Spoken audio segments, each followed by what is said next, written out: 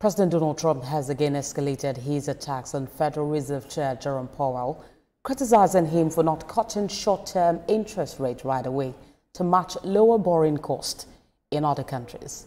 White House Press Secretary Ms. Caroline Leavitt said President Trump has sent a handwritten personal note to Powell, the latest in a string of complaints about the Federal Reserve's refusal to cut the benchmark interest rate.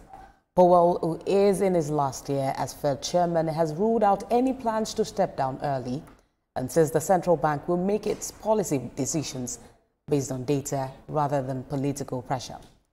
Like many presidents before him, President Trump has pressed the Fed to lower its short-term benchmark rate, which trickles through the financial industry and influences what millions of people pay for mortgages and other types of loans.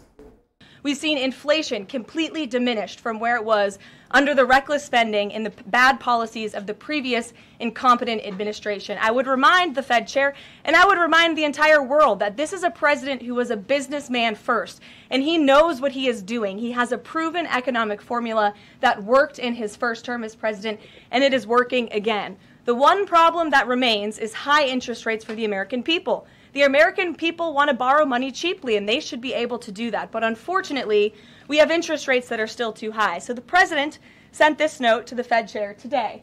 And if you look at this chart, this is a chart of all of the interest rates of many countries throughout the world. At the top is Switzerland. They're only paying a quarter for interest